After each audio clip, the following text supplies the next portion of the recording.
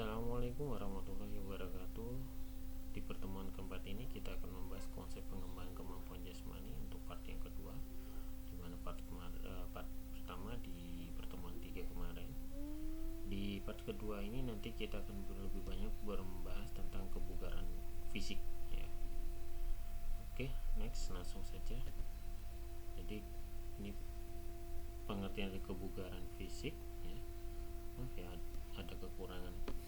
Jadi kebugaran fisik di sini mempunyai arti kemampuan tubuh untuk melakukan tugas dan pekerjaan sehari-hari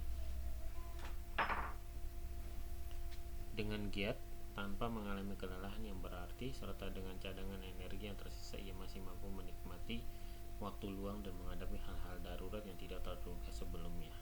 Jadi sehari-hari dia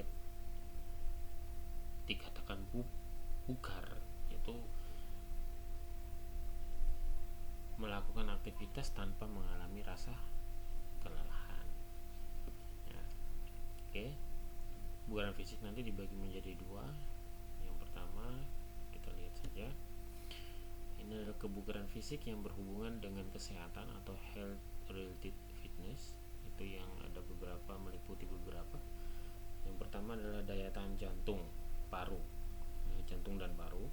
Ini kapasitas sistem jantung, paru, dan pembuluh darah untuk berfungsi secara optimal saat melakukan aktivitas sehari-hari. Jadi pada saat melakukan aktivitas sehari-hari, kondisi atau daya tahan jantung dan paru ini tetap normal ya, berfungsi secara optimal ya. Terus yang kedua adalah daya tahan otot. Daya tahan otot ini kapasitas sekelompok otot untuk melakukan kontraksi yang beruntun atau berulang-ulang terhadap suatu beban semaksimal dalam jangka waktu tertentu. Nah, jadi ini adalah daya tahan otot. Terus kekuatan otot, tenaga, gaya atau tegangan yang dapat dihasilkan oleh otot atau sekelompok otot pada suatu kontraksi dengan beban maksimal. Jadi misalnya kekuatan anak SD sama misalnya gurunya itu berbeda. Nah, ini termasuk tidak tenaga ya. Jadi tenaganya itu sangat berbeda. Terus yang keempat adalah kelentukan. Kelentukannya kesanggupan tubuh atau anggota gerak untuk melakukan gerakan. Jadi kelentukannya misalnya kayang ya. Kalau kita bandingkan dengan anak-anak SD dengan orang dewasa itu beda, ke tingkat kelentukannya itu beda lagi kalau di setiap hari itu dilatih. Terus yang kelima adalah komposisi tubuh. Komposisi tubuh ini digambarkan dengan berat badan tanpa lemak dan berat badan lemak. Jadi komposisi tubuh ini, jadi ketika seorang semakin banyak lemaknya itu maka mengurangi aktivitas fisiknya, mengalami misalnya cepat lelah ya dan lain sebagainya.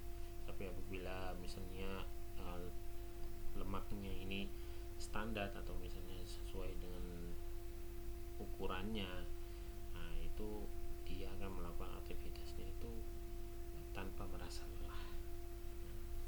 Oke, ini kebugaran fisik yang berhubungan dengan kesehatan. Terus yang kedua adalah kebugaran fisik yang berhubungan dengan keterampilan atau skill related fitness. Nah, ini meliputi ada beberapa juga. Ini yang pertama kita lihat adalah kecepatan. Kecepatan kemampuan tubuh untuk mengerjakan suatu aktivitas berulang yang sama serta berkesinambungan dalam waktu yang sesingkat-singkatnya. Jadi kecepatan, contoh misalnya kita berlari ini kita melakukan atau mengerjakan aktivitas berlari itu yang berkesinambungan, jadi sangat cepat, yang singkat pokoknya. Terus yang kedua adalah kecepatan reaksi. Nah, ini waktu yang diperlukan untuk memberikan respon kinetik setelah menerima suatu stimulus atau rangsangan. Jadi reaksi, misalnya contoh kita memberikan gerakan atau melempar dan tangkap bola kepada anak-anak. Nah, ini mereka kecepatan reaksinya itu seperti apa? Itu kita bisa mengukurnya. Terus yang ketiga daya ledak. Ini kemampuan untuk melakukan aktivitas secara tiba-tiba dan cepat dengan mengerahkan seluruh kekuatan dalam waktu yang singkat. Nah, itu yang disebut daya ledak. Kelincahan, kemampuan untuk kemampuan tubuh atau bagian tubuh untuk mengubah arah gerakan secara mendadak dalam kecepatan yang tinggi. Ya. Terus yang keseimbangan, kemampuan untuk mempertahankan posisi atau sikap tubuh secara tepat pada saat melakukan gerakan. Di keseimbangan kita misalnya melakukan misalnya sikap kapal terbang, anak-anak disuruh sikap kapal terbang. Nah, ini kita bisa lihat keseimbangannya seperti itu. Next. Yang keenam adalah ketepatan, kemampuan tubuh untuk mengendalikan gerakan bebas menuju ke suatu sasaran. Contoh, misalnya kita melakukan kita melempar kita bermain kelereng lah. Kita bermain kelereng itu misalnya kita mengendalikan suatu gerakan yang misalnya kelerengnya usahakan dikenakan sama kelereng yang satunya. Nah, itu menjadi sasaran. Koordinasi itu kemampuan tubuh untuk mengintegrasikan berbagai gerakan yang berbeda menjadi gerakan tunggal yang harmonis dan efektif. Oke. Baik, itulah kebugaran fisik yang berhubungan dengan keterampilan skill. Oke. Itu materi singkat dari saya, semoga bermanfaat dan dipelajari. Jangan lupa absennya diklik. Kita masuk di forum diskusi. Saya akhiri. Assalamualaikum warahmatullahi wabarakatuh. Salam.